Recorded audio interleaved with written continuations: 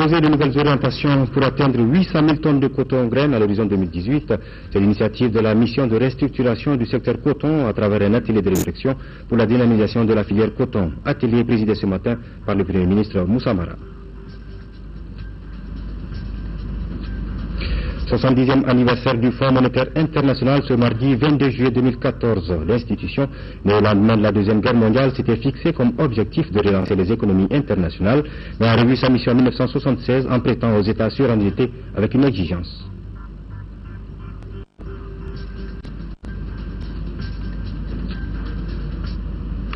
Mesdames, Messieurs, merci de rester sur le RTM et toutes nos excuses pour ce léger retard. Bienvenue à l'information.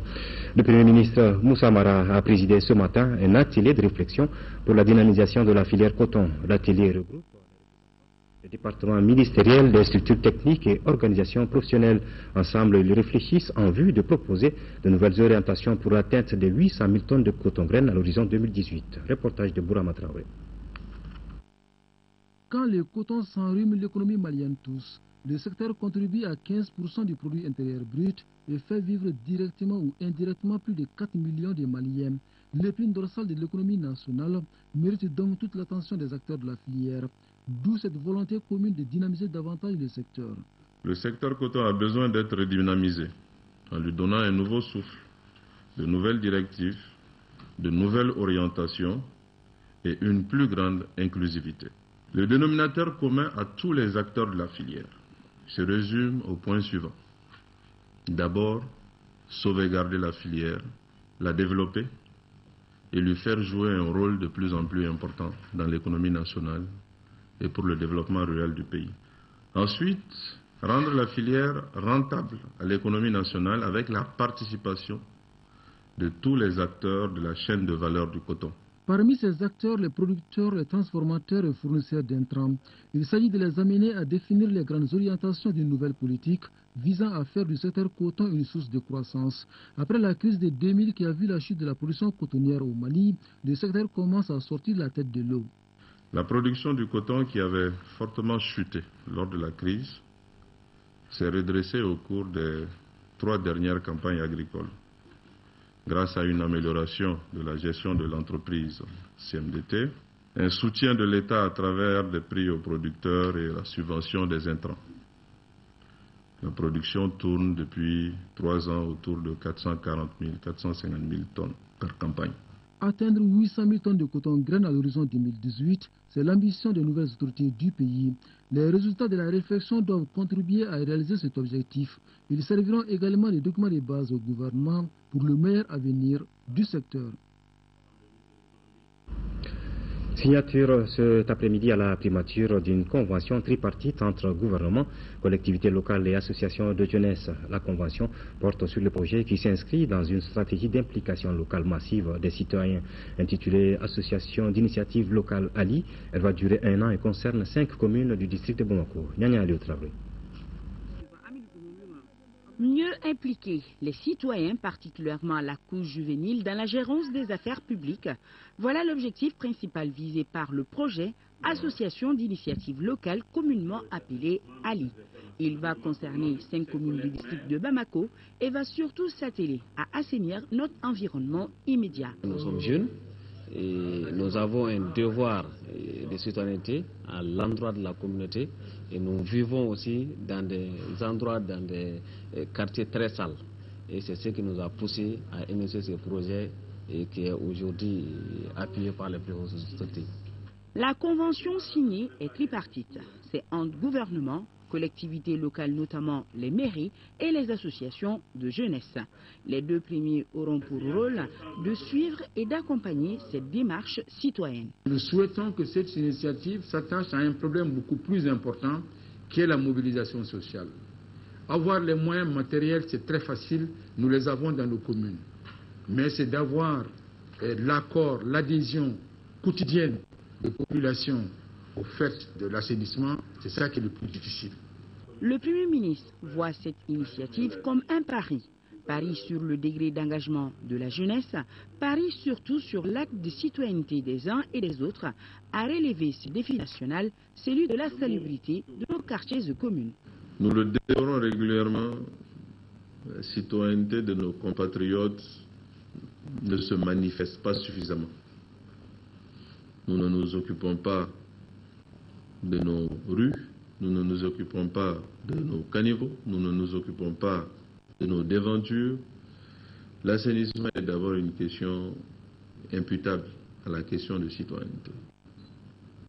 Donc, que les plus jeunes d'entre nous décident de s'impliquer de manière désintéressée ne peut qu'être un pari important sur l'avenir. Le projet dure 1 an et ambitionne à terme de s'étaler aux régions du Mali. L'activité du Premier ministre, toujours suite au crash du vol de la compagnie Malaysia Airlines survenu le 17 juillet 2014 et en fait des centaines de morts. Le Premier ministre Moussa Mara, au nom du président de la République, du gouvernement et du peuple malien, s'est rendu très tôt ce matin à l'ambassade du Royaume des Pays-Bas à l'hippodrome pour signer le livre de condoléances. Le récit de cette cérémonie avec Garibou. Des centaines de morts, une tragédie humaine pour le Premier ministre Moussa Mara. En cette douloureuse circonstance, je présente au public du gouvernement et du peuple malien nos condoléances les plus attristées à la famille des disparus, ainsi qu'à tous les pays, particulièrement le Royaume des Pays-Bas qui entretient d'excellentes relations d'amitié et de coopération. Très ému, Moussa Mara trouve une idée, une phrase qui boucle bien les textes. Les terroristes ne passera pas. Le gouvernement du Mali, pour sa part, préconise l'ouverture des enquêtes indépendantes pour situer et traduire en justice les auteurs de ces crimes. Ce matin, au nom du président de la République et du gouvernement, transmettre d'abord notre tristesse, notre douleur et la compassion de l'ensemble du peuple malien vis-à-vis du peuple néerlandais et de manière générale vis-à-vis de tous les peuples dont les représentants ont été touchés dans leur chair par cet acte criminel, barbare, terroriste. Et en même temps, exprimer le vœu et le souhait que des enquêtes diligentes soient menées pour qu'on puisse identifier les responsables et qu'on puisse les traduire en justice. C'est par cela que nous allons mettre un frein au terrorisme et à tous les actes assimilés. Que ceux qui ont disparu trouvent la paix éternelle auprès du Seigneur. Moussa Mara a quitté l'ambassade du Royaume des Pays-Bas juste après un tête-à-tête avec Mme To Jocoler, chargée des affaires à l'ambassade du Royaume des Pays-Bas au Mali. Voilà à présent le contenu de ces quelques communiqués.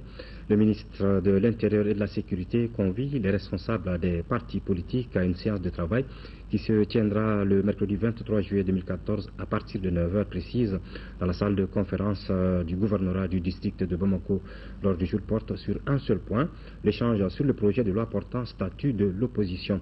Les partis politiques sont invités par la même occasion à retirer le dit projet de loi au secrétariat général du département à partir du lundi 21 juillet 2014. Le ministre de l'Intérieur et de la Sécurité s'est compté sur la participation effective des présidents de tous les partis politiques. Et puis le ministre de la Justice et des Droits de l'Homme, Mohamed Ali Bachili, se rend ce mardi 22 juillet 2014 au Cameroun où il participera à la rencontre du Conseil des ministres de la Justice de l'OADA. Cette réunion aura lieu du 23 au 26 juillet 2014 et porte sur des projets de révision de certains textes, notamment en matière économique, le droit bancaire, les statuts des organismes gérés par l'OADA tels que l'École supérieure de la magistrature à Porto Novo, la Cour commune de justice et d'arbitrage CCJA à Abidjan, le renouvellement du personnel de la Cour et la révision de son statut à cause des crises que cette Cour a connues et qui ont affecté les résultats escomptés.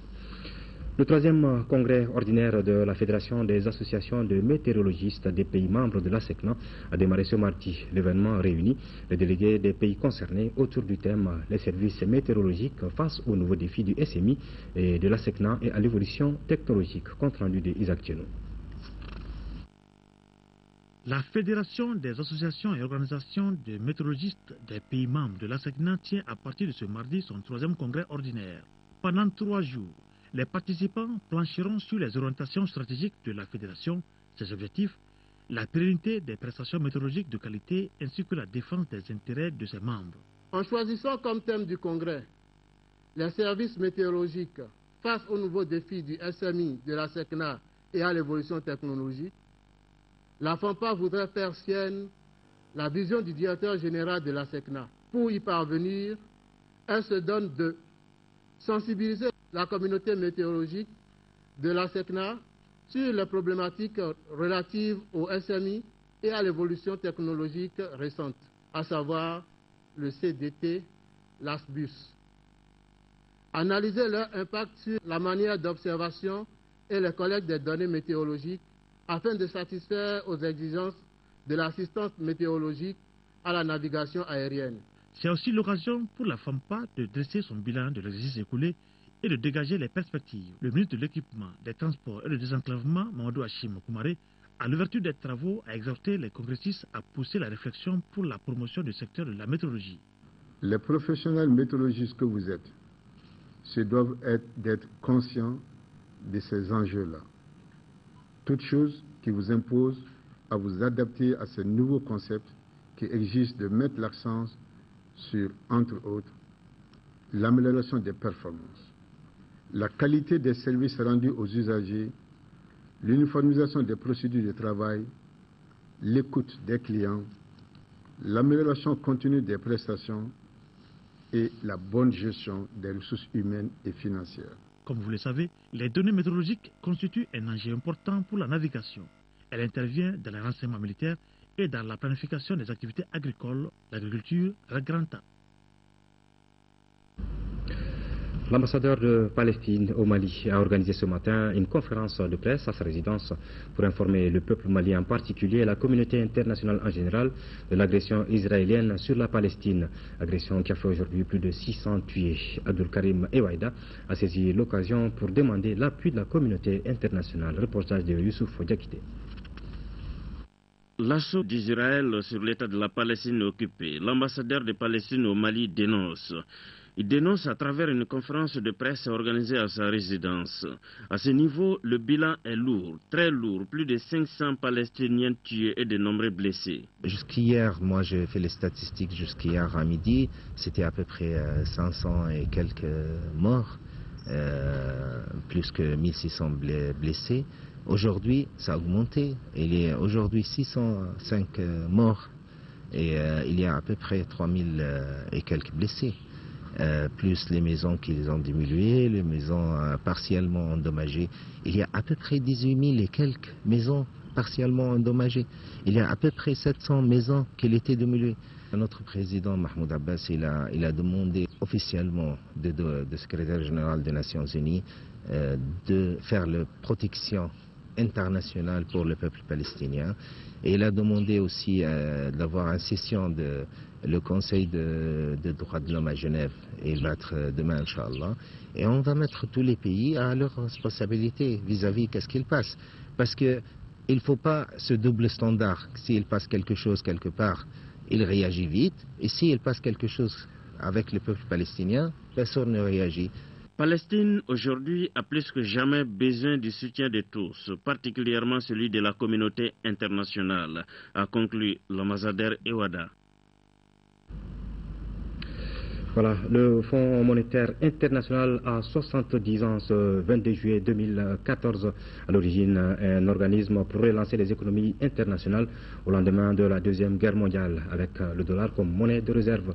Il révisera sa mission en 1976 à la faveur des accords de la Jamaïque. Il prête aux États membres surendettés, leur exigeant une politique de rigueur diversement appréciée.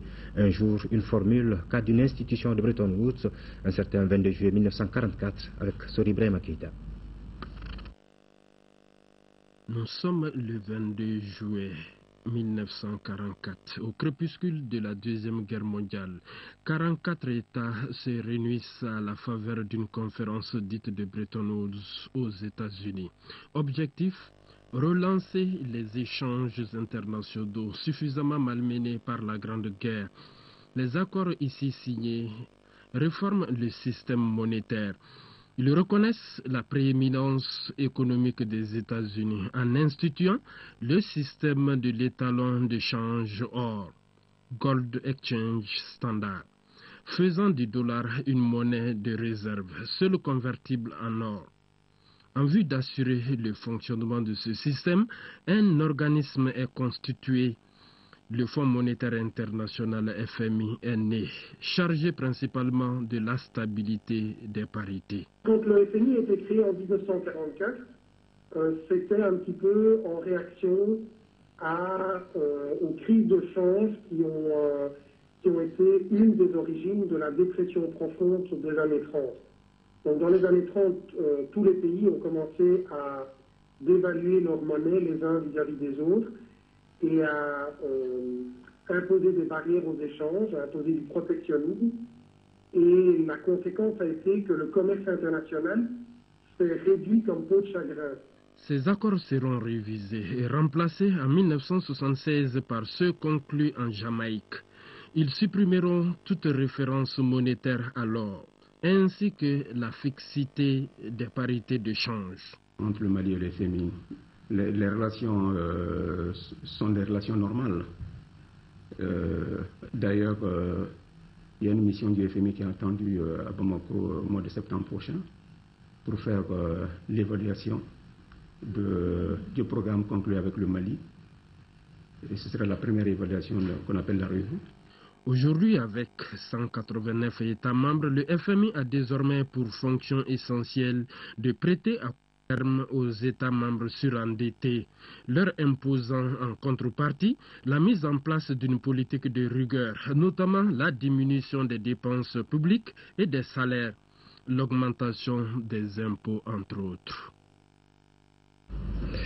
Voilà à présent le contenu de ces quelques communiqués. Le parti SADI, Solidarité africaine pour la démocratie et l'indépendance, condamne fermement les crimes de masse perpétrés par l'armée israélienne contre les Palestiniens, dénonce l'idéologie colonialiste et raciste d'Israël qui n'a jamais appliqué les résolutions du Conseil de sécurité des Nations Unies, exige la levée immédiate par Israël du blocus contre Gaza et le démantèlement des colonies juives d'implantation, exprime son soutien total à la lutte du peuple palestinien pour sa liberté, sa dignité et son indépendance, exhorte la communauté internationale à mettre fin immédiatement au massacre des Palestiniens, renouvelle son soutien à la résolution 242 du Conseil de sécurité des Nations Unies en faveur de deux États vivant côte à côte et dans des frontières sûres et reconnues par la communauté internationale à l'abri de menaces et d'actes de violence. Et puis cette déclaration de la CNAS face au RS sur les pourparlers d'Alger.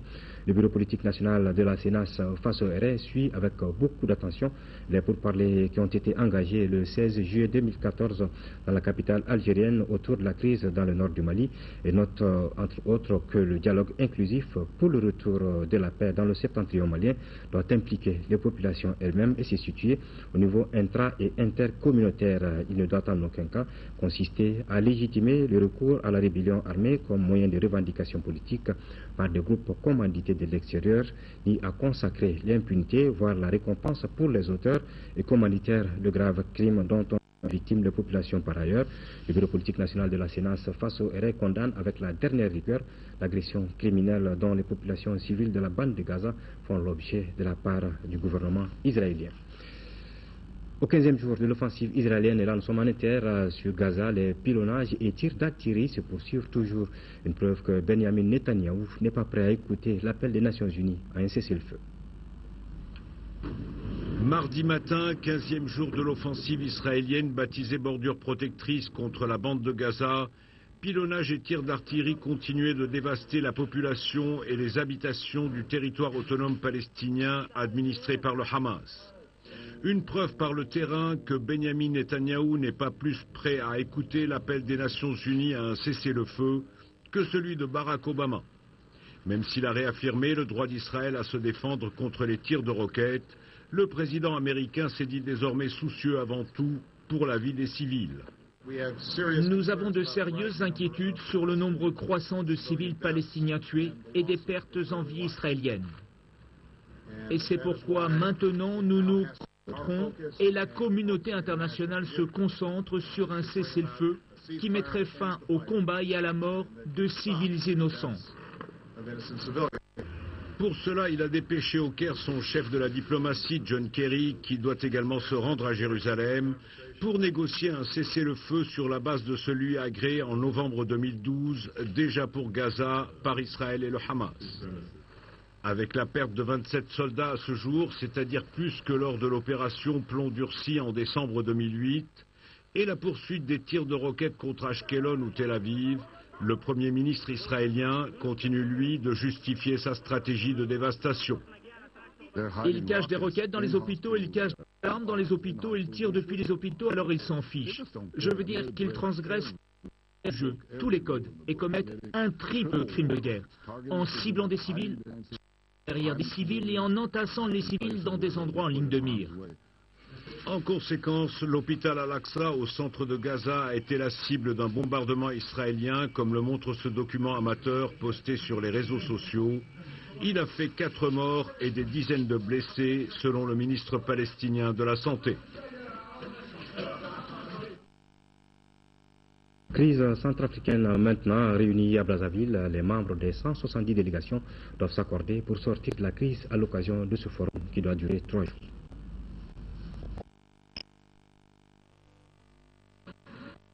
Par but, l'Union centrafricaine Brazzaville ont rejoint ce matin le ministère des Affaires étrangères où se poursuivent les travaux du forum de réconciliation.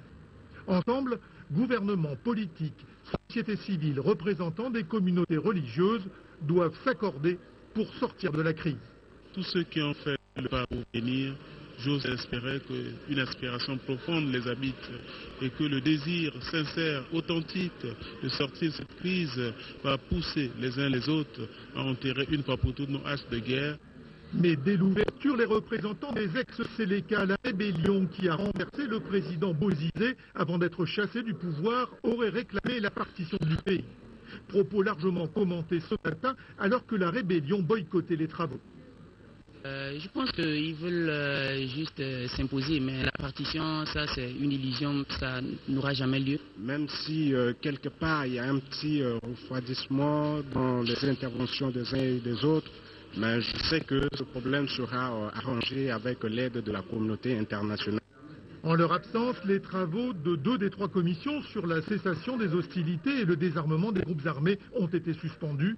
Un coup d'arrêt qui met en péril la signature de tout accord d'ici à mercredi, date prévue de la fin du forum. Voilà, retour à l'actualité nationale avec le contenu de ces 2 autres communiqués. L'association malienne des droits de l'homme AMDH se réjouit de la reprise des négociations entre le gouvernement du Mali et les groupes armés du Nord. L'AMDH exhorte les parties à parvenir à un accord de paix définitif et inclusif, préservant l'unité nationale et le respect des droits de l'homme. Cependant, aucun accord ne doit être conclu au détriment des droits des victimes de la crise ni à l'indépendance de la justice. L'AMDH rappelle que toute libération des présumés criminels devrait avoir lieu par voie judiciaire dans le cadre strict de l'instruction en cours afin de ne pas engendrer une logique d'impunité. Et puis cette déclaration de la MODEC sur le traité de coopération en matière de défense entre le Mali et la France le 15 juillet 2014. Le gouvernement du Mali a signé un traité de coopération en matière de défense avec le gouvernement de la République française. Le MODEC salue cette initiative parce que cette coopération aidera les autorités maliennes à exercer la souveraineté nationale et à assurer la sécurité des biens et des personnes sur l'ensemble du territoire national. En première région, les forces armées de sécurité viennent de mener une grande opération de lutte contre le banditisme dans la commune de Sadiola, une opération qui a permis d'arrêter des bandits de grand chemin et de saisir les armes et une grande quantité de drogue. 120 agents appartenant à tous les corps étaient mobilisés pour la circonstance pendant une semaine. Jafar Aïdara. Aujourd'hui, il y a une prolifération des sites d'orpaillage traditionnels qui sont devenus des nids immunogènes, des lieux de refuge des malfrats, se livrant à des actes de banditisme tels que des assassinats, des cambriolages, des viols, des enlèvements de bétail et braquages. C'est ainsi qu'une grande opération des forces armées et de sécurité a été menée dans la commune de Sadiola et a mis hors d'état de nuire des présumés bandits qui opéraient dans la zone. Depuis le début de l'opération, les autorités locales nous ont porté assistance à la patrouille et on a eu des informations sans quoi la mission ne pouvait pas réussir. Et toujours nous demandons la bonne compréhension de la population, la collaboration, pour qu'ensemble on puisse extirper les mauvais citoyens de la société. Cette opération de grande envergure a permis aux forces armées et de sécurité de saisir des fusils, des cartouches, des stupéfiants, des motos, d'où la satisfaction des autorités municipales. Nous sommes très heureux par rapport à cette mission sécuritaire. Elle est venue à point nommé parce que chacun de nous va s'y rendre compte que l'insécurité règne beaucoup à Sadio-La. Donc c'est une activité qu'on doit éradiquer parce que Sadio-La aujourd'hui engorge plus de 3 ou 4 sites d'orpaillage et surtout autour des mines. Donc ça engendre beaucoup de malfrats. Et le petit développement aussi va avec ça. Il va avec la prostitution, il va avec le banditisme de grand chemin. Donc nous remercions les autorités régionales, le commandant de compagnie et puis tous les éléments de sécurité qui étaient sur le terrain. Et la commune va s'y mettre aussi pour vraiment instaurer une sécurité. Une sécurité est pour tous. Alors dans ce sens, la commune elle est prête à contribuer à la sécurisation de sa population. Il faut noter que cette opération est la deuxième du genre après celle de Kenyeba qui s'est déroulée du 26 juin au 2 juillet 2014 dans la région de Caille. Nous restons en première région avec cette restitution hier lundi à Caille des rapports 2012 et 2013 du médiateur de la République. Au total, 175 réclamations ont été adressées à l'institution dirigée par Baba Hakim Aïdara avec une prédominance des litiges domaniaux et fonciers. Une vingtaine de réclamations proviennent de la région de Caille et la plupart d'entre elles ont été traitées. C'est ce que nous dit Jafar Aïdara que nous retrouvons. Le médiateur de la République a reçu l'année dernière 175 dossiers de réclamation sur lesquels 98 ont été clôturés. Le traitement des 77 restants est en cours. Plus de la moitié des réclamations concernent la gestion domaniale et foncière, soit 52%. Suivent la justice, la protection sociale, la gestion des carrières des agents de l'État, les contrats et marchés, les litiges privés, l'éducation, la fiscalité et les douanes. Pour ce qui est de la région de Caille, elle a saisi en 2013 le médiateur de la République avec 21 réclamations. Alors, la 21 réclamations se situent dans le cadre des litiges fonciers prioritairement. Ensuite, il y a le programme de pension, le programme de régularisation des situations administratives et le programme d'exécution des décisions de justice avec les collectivités. À la date d'aujourd'hui, je pense que la plupart des dossiers de Caille sont pratiquement clôturés. À en croire le directeur des réclamations du médiateur de la République, Adama Tchemokou Traoré, à part 2 ou 3 dossiers, tous les autres ont été bouclés. Il faut dire que les participants ont été suffisamment édifiés sur les missions du médiateur de la République, Baba Hakim Aïdara, dont l'organisation de l'espace d'interpellation démocratique aidé, un rôle qui revenait jusque-là au ministère de la Justice. 1,4 milliard de francs CFA, c'est la valeur des intrants agricoles que le Fonds de stabilisation économique et sociale vient de mettre à la disposition des producteurs agricoles des régions de Mopti, Gao et Tombouctou. Cette distribution gratuite, composée d'environ 400 tonnes de semences de riz, 2000 tonnes d'engrais, est destinée aux populations victimes de la crise. Reportage de Yeya Tandina.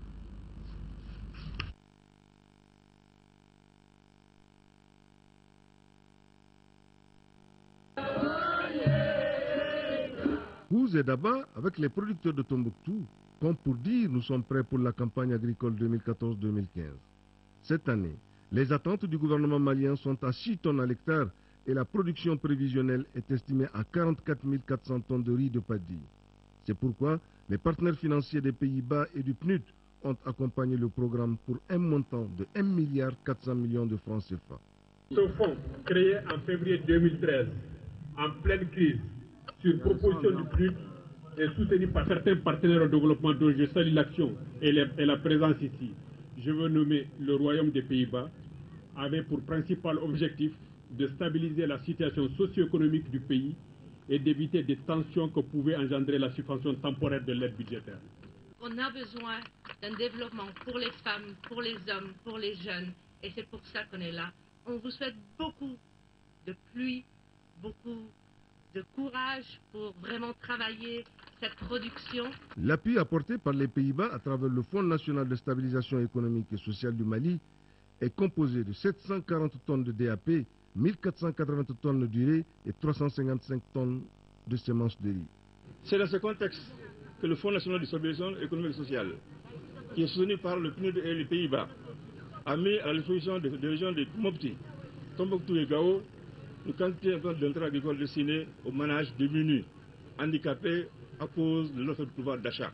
Le rendement attendu est de 6 tonnes à l'hectare. C'est important pour nous agronomes, parce qu'aujourd'hui, à l'usine du Niger, le rendement varie de 5 à 7 tonnes. Donc si le Tombouctou qui est dans une zone désertique arrive à faire 6 tonnes de l'huile à l'hectare, je crois qu'il faut saluer ça. C'est beaucoup. C'est beaucoup d'efforts. Au nom de l'ensemble des paysans du cercle de Tombouctou, je vous dis une fois merci. Merci pour l'appui précieux pour accompagner la campagne 2014-2015. Ce geste du gouvernement malien et ses partenaires financiers est gratuit et couvre les régions de Gao, Tombouctou et Mopti. Une visite des stocks a mis fin à la cérémonie à Tombouctou. Une mission de la sécurité alimentaire vient de séjourner à Gao, dirigée par Diko, adjointe à la sécurité alimentaire.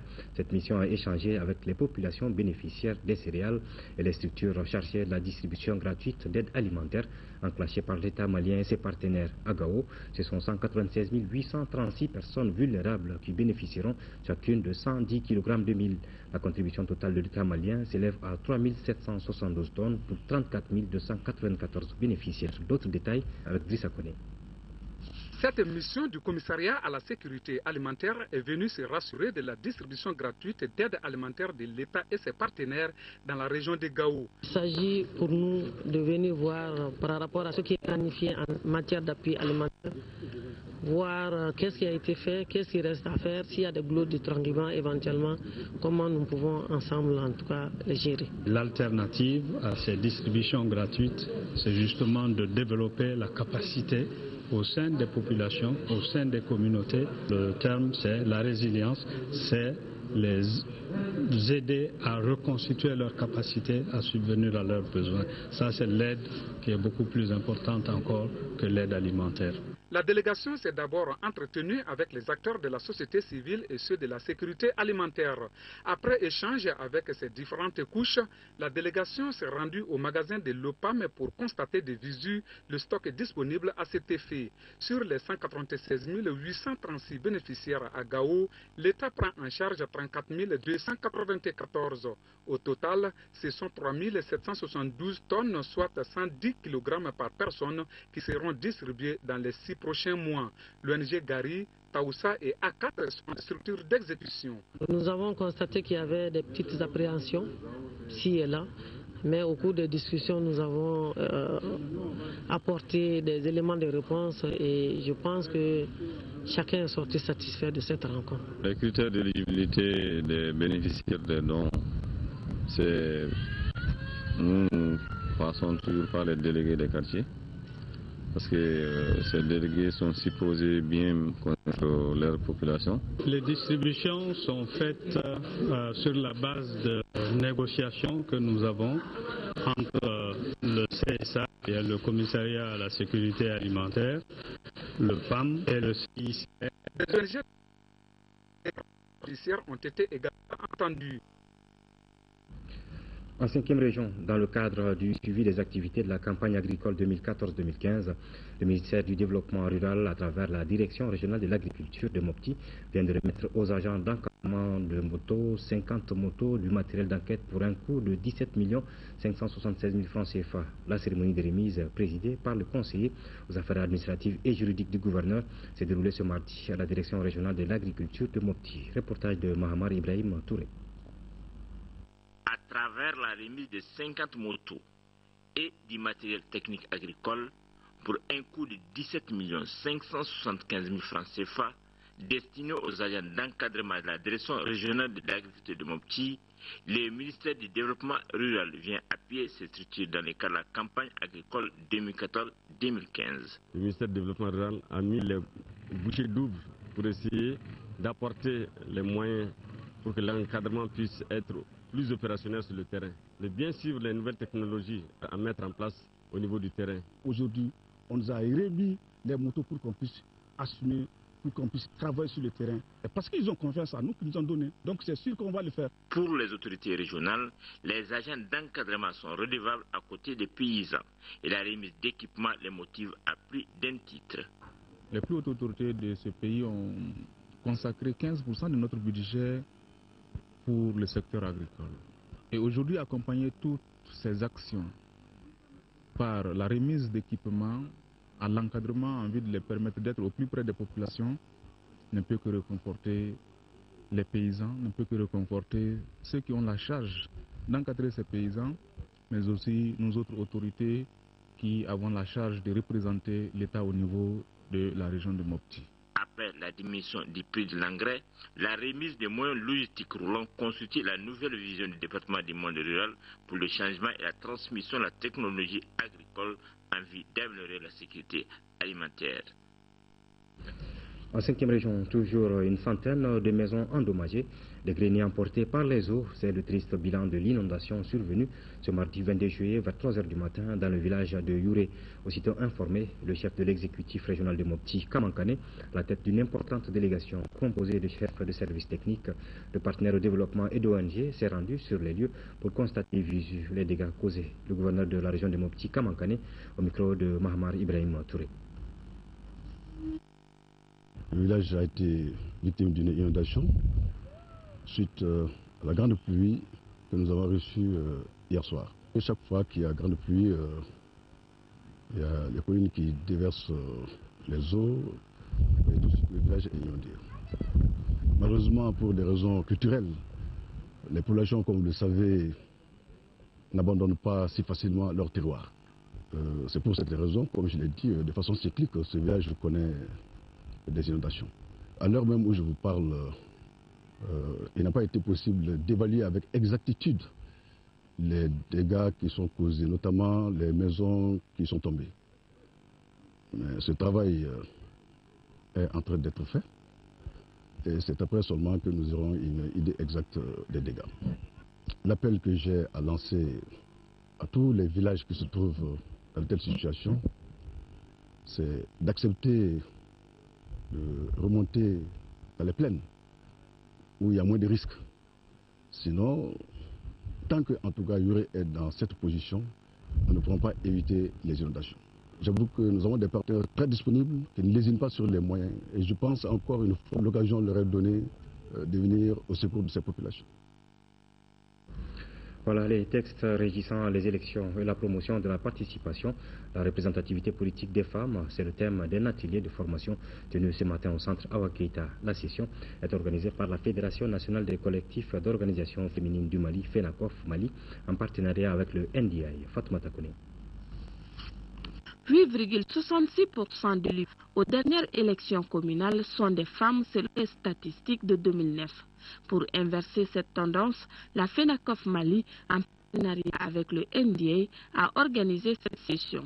Le but est de préparer les candidats potentiels à rehausser le taux de représentativité des femmes lors de la prochaine élection communale prévue pour octobre 2014. Cet atelier a pour objectif spécifique de les femmes candidates aux élections communales, les outils afin qu'elles aient une connaissance approfondie sur le processus électoral, les textes et les étapes, renforcer leur capacité sur la préparation, l'organisation et la conduite d'une bonne campagne électorale. Cette activité s'inscrit dans la stricte continuité des efforts, en tout cas que le NDA a employé. Au-delà des chiffres, au base de tout commentaire, femmes ont émis le vœu que l'accompagnement soit fait très très tôt. Les exposés seront faits sur l'organisation électorale des candidates, la conduite à tenir pendant ces communales. L'aspect financier de la campagne communale sera largement débattu. Nous remercions la FENACOF Mali et son partenaire du NDI pour cette belle initiative consistant d'une part à développer le leadership des femmes et d'autre part la capacité des femmes candidates pour leur meilleure participation et représentation aux instances de délibération des collectivités territoriales. À cette rencontre participent une quarantaine de candidates potentielles de tous les partis politiques du Mali. Voilà, le Mali a été honoré en Allemagne au mois de juin dernier. Notre compatriote, le Dr Ibrahim Togola de Mali Folk Center, a reçu le 10e prix du Solar World Einstein Award. Son trophée a été présenté aux hommes de médias au cours d'un point de presse. C'était ce matin au siège de l'ONG Mali Folk Center, point de presse suivi par la Keïta. Le Dr Ibrahim Togola, 46 ans, est le plus jeune et le premier Africain à recevoir ce prestigieux prix. Ce titre honorifique de Solar World est attribué depuis 2005 à des personnalités qui se sont fait distinguer par l'utilisation de l'énergie solaire comme source de la présente et future puissance énergétique du monde. Je suis vraiment très heureux en tant que Malien, en tant qu'Africain, d'être vraiment distingué au niveau de la communauté internationale. Et parmi tous ces différents grands experts politiciens, scientifiques, intervenant dans la promotion des énergies renouvelables, et que le choix de ce jury international a été porté sur ma modeste personne, et étant aussi les premiers Africains à recevoir le prix Einstein pour le développement de l'énergie solaire dans le monde. Et donc je pense que ces prix, je les dédie donc, à mon père qui m'a beaucoup encouragé à étudier à l'école, ma maman, et donc mes collègues et collaborateurs à tous les Mali, à toute l'Afrique. Ingénieur et fondateur de l'ONG Mali Folk Center, le docteur Ibrahim Togola estime que la place de l'énergie solaire est prépondérante dans le développement d'un pays comme le nôtre. Aujourd'hui, l'Afrique bénéficie d'un environnement très favorable, le Mali, parce que ces technologies, surtout l'énergie éolienne et l'énergie solaire, sont des technologies qui sont assez matures, bien prouvées, disponibles, et donc qui peuvent répondre aujourd'hui à nos besoins énergétiques cruciaux. Je pense que ça c'est extrêmement important. Le lauréat du prix Solar World Einstein compte mettre les bénéfices de son trophée, estimé à plus de 10 millions de francs CFA, à la disposition de certains centres de santé et des écoles en milieu rural pour leur éclairage. C'est tout pour ce journal. Merci de l'avoir suivi. Les éditions d'information de la mi-journée à 10h et à 13h vous seront présentées par Khadija Toukone. Merci et bonne suite des programmes.